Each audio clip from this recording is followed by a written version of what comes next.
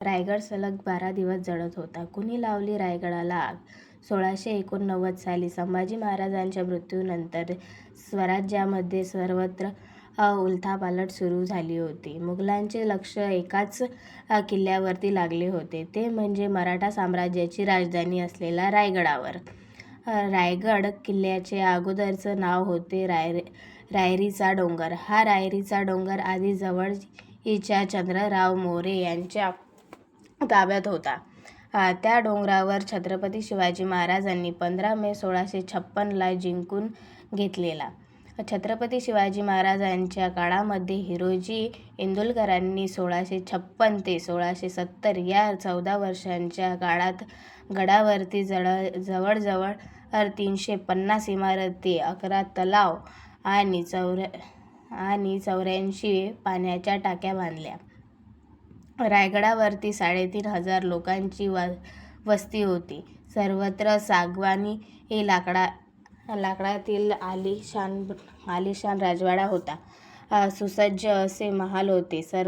सदर पालखी दरवाजा, राहण्याचे महाल, धान्याचे कोठार, मेन दरवाजा, बाजारपेठ अशा जवळजवळ 350 भव्य दिव्य वास्तू रायगडावरती होत्या.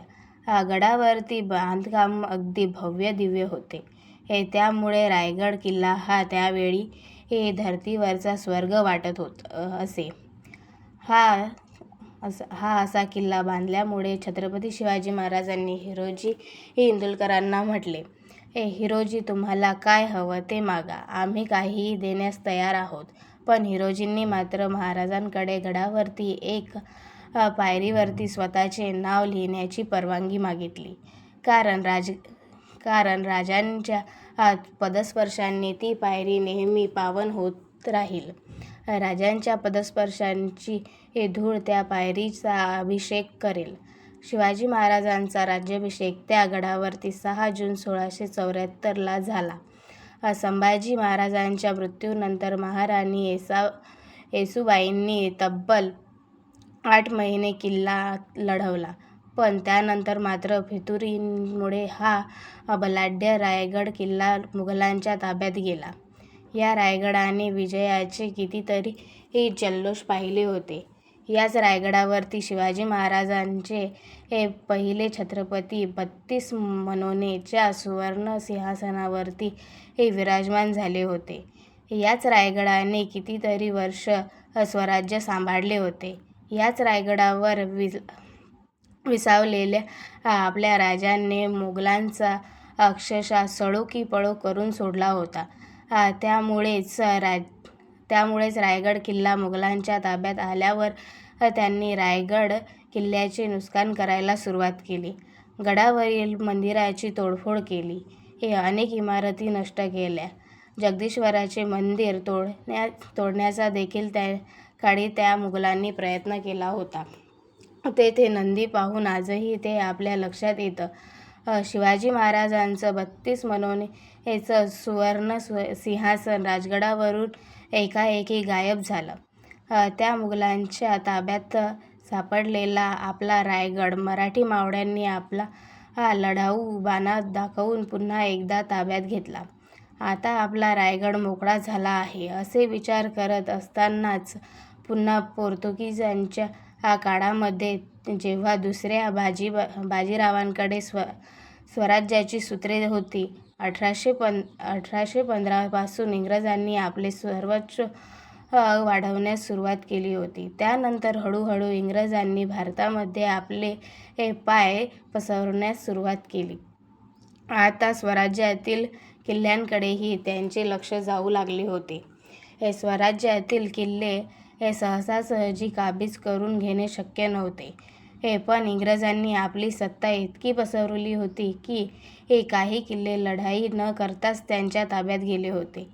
रायगड जिंकायला आलेल्या इंग्रजांना रायगड आपल्या ताब्यात करणं म्हणजे एक भव्य दिव्य काम वाटत होतं. कारण हिरोजी इंदुरकर सारख्या महान अभियंत्याने तो रायगड बनवला होता की त्या इंग्रजांना देखील रायगड जिंकणे अशक्यप्राय वाटत होते.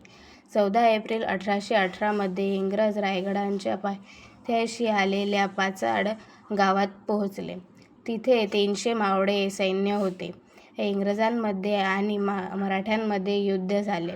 इंग्रजांनी पाचाडवरील आपला कब्जा केला, पण रायगड जिंकण्यासाठी एवढी सेना पुरेशी नाही असं त्या इंग्रजांना वाटू लागले. त्यामुळे त्यांनी अजून सैन्य आपल्या मदतीसाठी बोलावून घेतले. तरीही त्यांच्या ध्यानी ही गोष्ट येत नव्हती की नक्की रायगडावर हल्ला करावा तर कसा. तेव्हा त्यांचे लक्ष रायगडाच्या समोर असलेल्या पोटलाच्या डोंगरावरती गेले. तेव्हा त्यांनी त्या डोंगरावरून रायगड पाहिला. तेव्हा त्यांना समजले की ह्या डोंगरावरून रायगडावर हल्ला करणे अधिक सोपे आहे. त्यामुळे त्यांनी सर्व तोफा त्या पोटलाच्या डोंगरावरती चढवल्या. त्या डोंगरावरून रायगडावरती हल्ला करणं अगदी सोपे झाले होते. असे सांगितले जाते की तेव्हा बाजीरावांच्या पत्नी वारनाशी बाई ह्या त्या रायगडावरती होत्या. त्यांना रायगड सोडण्याचा इशारा दिला गेला होता, पण त्यांनी मात्र रायगड सोडला नाही. इंग्रजांनी रायगडावरती तोफांचा मारा करण्यास सुरुवात केली. त्यावेळी इंग्रजांनी रायगडावरती मोठ्या प्रमाणामध्ये तोफगोळा टाकले होते. त्या तोफगोळ्यांच्या मर्यादांना रायगडाचे बुलंद बुरुज ढळू लागले होते. त्या इंग्रजांनी टाकलेल्या कित्येक तोफगोळ्यांचे घाव या रायगड किल्ल्याने झेलले. या वेळेलाच किल्ले रायगडावरील खूप मोठी आग लागली असे सांगितले जाते. या इंग्रजांनीच आपला रायगड उद्ध्वस्त करण्यासाठी ही आग लावली होती. ही आग इतकी भयानक होती की धरतीवरील तो स्वर्ग रायगड किल्ला आग ओकू लागला होता. छत्रपती शिवाजी महाराजांनी अनेक निष्ठावंत मावळ्यांनी आपली राजधानी म्हणून सजवलेला, जपून ठेवलेला हा रायगड आगीच्या विळख्यात सापडला होता. किल्ल्यावरील बांधकाम हे सागाचे असल्यामुळे आग जास्तीच प्रमाणामध्ये पेटू लागली. किल्ल्यावरील सर्व इमारती ह्या सागाच्या असल्यामुळे त्या देखील सर्व जळून खाक झाल्या. असे म्हटले जाते की ही आग इतकी विलक्षण होती की त्या आगीमध्ये 12 दिवस आपला रायगड जळत होता. त्या धूर्त इंग्रजांनी आपल्या शिवाजी महाराजांनी बनवलेला धरतीचा स्वर्गच जाळला. आपल्या शिवाजी महाराजांनी केलेल्या पराक्रमासाठी, आपल्या स्वराज्यासाठी एकच वाक्य निघतं, अंधार पार झाला की दिवा पाहिजे, अंधार पार झाला की दिवा पाहिजे. पुन्हा एकदा या महाराष्ट्राला भूमीला राजमाता जिजाऊंचा, महासाहेबांचा शिवबा पाहिजे, महासाहेबांचा शिवबा पाहिजे. जय जिजाऊ, जय शिवराय.